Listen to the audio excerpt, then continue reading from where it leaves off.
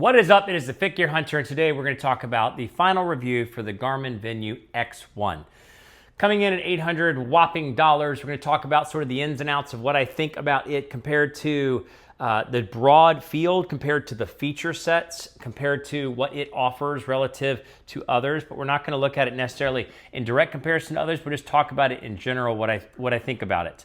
So we're first going to talk about just like what is the going rate or the going standard set of features that you get on an $800 watch from Garmin at this time, and how does it sort of fit? What maybe is missing within that sort of slog of $800 to $700 to $1,000 watches. And then we're just going to talk about what I liked about the features, the feature set, the new design, and the casing. We're going to look at that briefly in a second, and then what I didn't like about it. And last, we're going to talk about who I think it's for and what niche it fits in, and what do I think about it in general. So with that, let's dive in. Now, what is assumed in today's standards? So let's look at the watch. Here it is. It's got some beauty to it. It's got a huge screen. It's 41 millimeters by 46 millimeters, and it's like 7-8 millimeters thick. So as this compares to other watches, we're going to talk about how much skinnier or lighter it is. It comes in at 40 grams in weight. It has this new sort of casing that's with the band itself. It's got this new sort of accent color design band. It's got a titanium back, the Elevate 5.0 heart rate sensor, as well as a now sapphire glass on the front. And again, what are the assumed features or the assumed benefits for an $800 watch? So that's how the casing, and this is different. This is why I've looked at it. This is why I'm reviewing it. This is why I'm comparing it in different slivers and slices and aspects, or doing different subset reviews for it, is because this is a departure from the standard from Garmin. We're going to talk about that in sort of the final summary, but this is a, different design overall. This doesn't fit the hockey puck standard that is Garmin, and it is at a high price point. So how do we feel about that? It does have some of the newer features, and it is the biggest screen on the Garmin market. We're going to talk about that. So what do we think of the overall design? But looking at the features. So if we go into the features, what are some of the assumed things? The first assumed thing is all the generic stuff. Every watch has that, but we're now in the $800 price range. So what are the assumed features in the $800 price range? Well, number one, it's going to be that it has workout analysis, like full training analytics. So if we go into one of the training analytics, we want to make sure that it has all the full feature set. So aerobic calculation and anaerobic calculation, a load score. This has a new feature called a workout benefit, and I'm sure it's going to come to all the $800, $1,000 watches that are out now, as well as a recovery score, a recovery time in every workout. So the old Venu series, I never recommended it, never really tested it, because it didn't have the advanced training analytics, and part of that was the higher level workout analytics, the training effect, aerobic training effect or anaerobic training effect, the overall training impact, as well as the training load, which flowed into the other features of training. So which is the training status. So this has the full training status, which is a culmination of a multiple of different metrics. This is now the new standard for what is expected for an $800 watch, but was never on the Venu series previously. So it's got the full training status. It's also got the full training readiness, which is a culmination of different aspects as it relates to your training, but also looking at physiological aspects and your readiness to work out or to go hard in another hard workout. So there's the recovery time, which is now a calculation that's a part of it. Maybe the Venu 3 had recovery time but didn't have any other training analytics. So that's where the departure on the Venu series is for the X1. And it's now the standard going rate for what you'd have at a 700 plus watch from Garmin. As well as it's got some specialty features. It's got obviously the performance, readiness in general, lactase threshold, and VO2 max. That's a little bit standard for everybody. But the endurance score, how much endurance can you handle? I don't know if these are great numbers. I don't even know, because I don't do one of the traditional running, biking, swimming, type things that the endurance score really works for. It's got the hill score, which actually I obviously depends on running, which isn't in there. So those are the primary core training analytics that are now on this Venu, which were never on the other Venus before, except for maybe recovery time. But all these are the most advanced training analytics that Garmin offers on their big boy watches. What else does it now have to offer? It has to offer all the physiological things. So we can see the stress, which is a constant evaluation of your stress. I didn't wear this all day. And then the impact on your body battery. I did wear a Garmin watch, just wasn't this one, throughout the rest of the day. Now that body battery is a high level, but that's more standard. That comes on all the watches. Nap tracking. HRV status is a little more standard, but it's now an expectation for a high-level watch. The sleep score and sleep coach, which sleep score is based on a bunch of physiological elements that you can see, and breathing variations is a new feature as well. So those are the standard physiological things. What's also a feature that now is basically expected on any of the higher-level workouts is the full map. So boom, it's got the map. It jumped right into it. You can plot. Make no mistake, Garmin's mapping is second to none. All the other maps that are out there are not routable. You can't just say, where's the Starbucks, and take me to it, and I'll run there, bike there, swim there, whatever it's going to be. Garmin does that now. So Garmin Garmin has always done that, I should say, and that is a feature of the map. So let's get out of the maps. But now it's a feature on here, the full mapping. And the new standard as well is this mic and speaker. So 570 actually had it, 970 has it, and the Fenix 8 and up have the mic and speaker, which you can access different direct commands. You can have it jump right into a workout. You can have it set a timer on the voice command, as well as connect to your voice assistant, and it'll work to your phone to do all those basic things. That's now the new standard, is to have a mic and speaker built into it. This is actually a better speaker than was on the Fenix 8. People said maybe it's because of the diving capabilities, but either way, it's just a better speaker. And as well, the new feature expectation on all the high-end watches is a flashlight. So it's got a flashlight. On all the high-end watches, you expect now sapphire. You expect now some form of titanium. On the 970, it's just the titanium bezel. But those are the baseline expectations. And then what does this bring to the table? It's those three things I talked about: the weight, the thinness, and the size of the screen. So this brings to the table a new addition in the skinniest watch.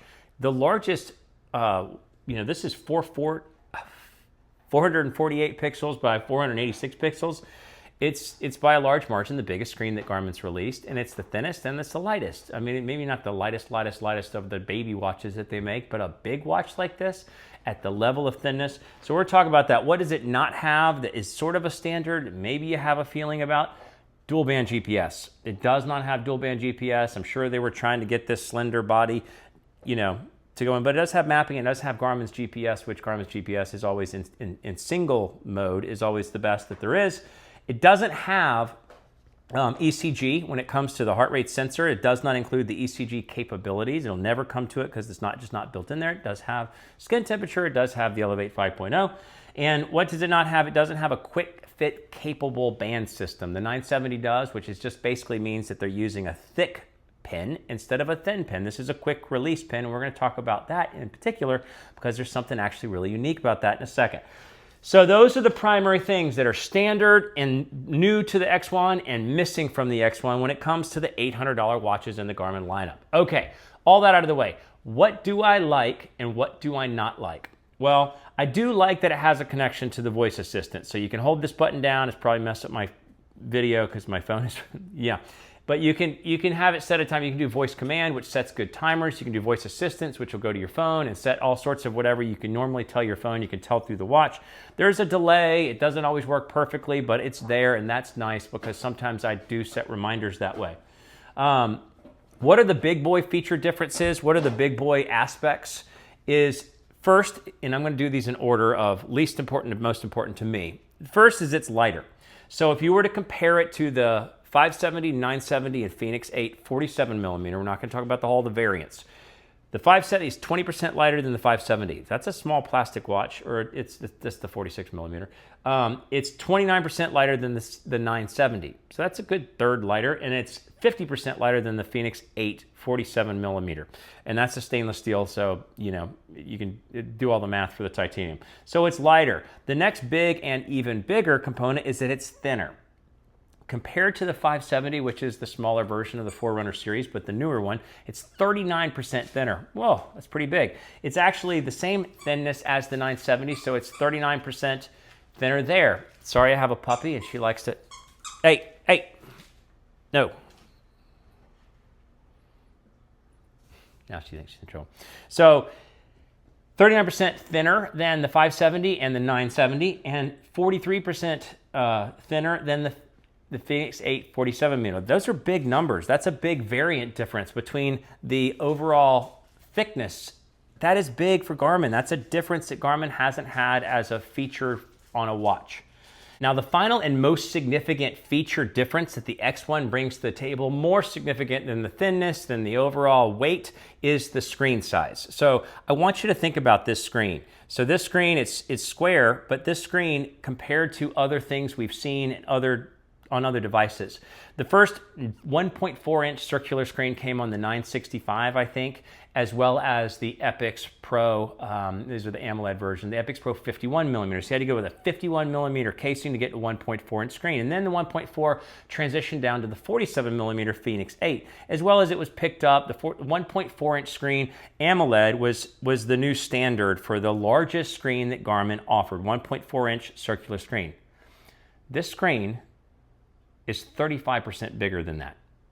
35% more landscape. 35%. That is a lot. That is a lot. It doesn't feel like it. I questioned it when I did the math, and I looked at it in two different ways. 35% more pixels, 35% more area, surface area. That is a big difference. And that's something that you can't look past. That is a big feature difference. So 35% more screen than any other Garmin watch that's out there when it comes to AMOLED.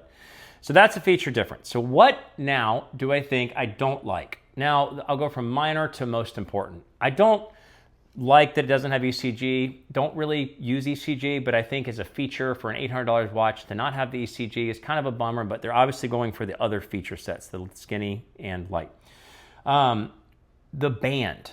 The band being quick release is not a big deal, but this is a freakish band. This is 24mm by my measurement. This didn't fit any band I've ever had, and I've done every band I feel like on planet Earth. I had some weird band that it actually fit for, but it's 24mm. That's not 22, that's not 26. That lands in the nowhere land, and they invented a new bandwidth relative to what most bands are. I don't personally love the square flat screen, and I don't love, in a bigger way, the next bigger thing I don't love is I don't love that it doesn't have a bezel. I don't love that it doesn't have a bezel. It feels more dainty, feels lighter. It's got sapphire, but it feels just less protected and less capable because of that. So that's a bigger deal, and I think it's a little bit light feeling. That ties into the bezel, the lack of it feeling stronger, the lack of it feeling more secure, and the domed edges, even if it's sapphire, just feels more at risk. And then the biggest thing that's a bigger deal for me is the shorter battery life. Obviously, they may compromise with the skinny and light, but the shorter battery life with always on display, because that's how I like to use watches. That's personal and preference for me. And all the watches these days are getting multiple days of battery life. This burns about 42% in 1 day of use. Now, that's a 1 hour workout, a 1.5 hour workout, not using GPS, and about 45 minutes of GPS and a walk in the morning. It's burning 42% in a day. That equals 2.38 days. Now, it recharges at about 1% every minute. So that's about 42 minutes of charging every day. That seems like it's not quite fast enough, and that might have been because I was maybe measuring sort of closer to the top end, which is the slowest charge time of the charge time. But either way, for it to be 1 minute per 1% recharge and a 42% per day means you probably can't recharge it while taking a shower. That's just to each his own, but that is a big deal, a little bit more of a deal breaker. If it went 3.5 to 4.5 days, it might be within the window of usability for me, but for me, at 2.5 days, it's not. It's too risky to be tethered to a phone and to have some sort of like need to be tethered, which I don't want, I don't like. So that brings me to the last thing. Is who is this for? To me, for $800, I think that this is overpriced and they should have shot with a different goal in mind. I personally think that they should have not had maps and priced it in competition with the 570. Change some other aspect. Maybe they couldn't change the sapphire, maybe they couldn't, but at $800, it's just priced, in my opinion, out of most of the market. So I had some people respond back, and I don't like the slim form factor. That's just me, but at $800, it's too expensive, and I think they should have removed some features like basically the mapping and, kept the same Elevate 5.0 because the 570 has it, and made it competitive with that. And that sort of ties into who I think it's for. A lot of people feel like this is a new form, this alternative to them. So versus the puck style of Garmin watches, the thicker watches, this is the first variant of its kind that's fully featured and skinny and light.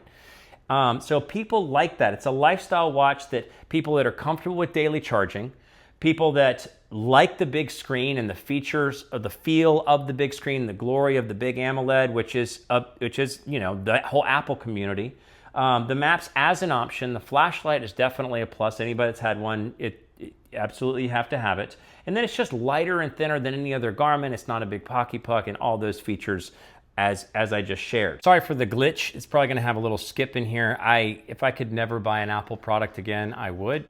Either way, but for me, with the Garmin Venu X1, I feel like it's a very expensive lifestyle watch. And if I were to look at it and people say, well, the Apple Watch Ultra is in the same price point. Yeah, but it doesn't feel like it competes with the Apple Watch Ultra because it doesn't have the robust feeling to me as the Apple Watch Ultra does. It feels like a direct competition to the Apple Watch Series 10, which is $430 and on sale in different parts for less. So for me, I feel like the Fenix 8 is made to compete with the Apple Watch Ultra in the 800 plus category, and that this particular watch should be $450 to $500. Whatever features they have to remove, even though if they did remove the training analytics, it would take a lot more value out of it. I still think that it's priced too high for the overall competition or what it brings to the table. But there are some people that see it as a like an alternative option to the whole entire Garmin lineup. And those same people really appreciate the feature-rich physiological aspects, recovery aspects, as well as the training aspects that Garmin brings and the mapping aspects which bring to the table, but just does it in a much slender form factor. It's the Fit Gear Hunter. Thanks so much for watching.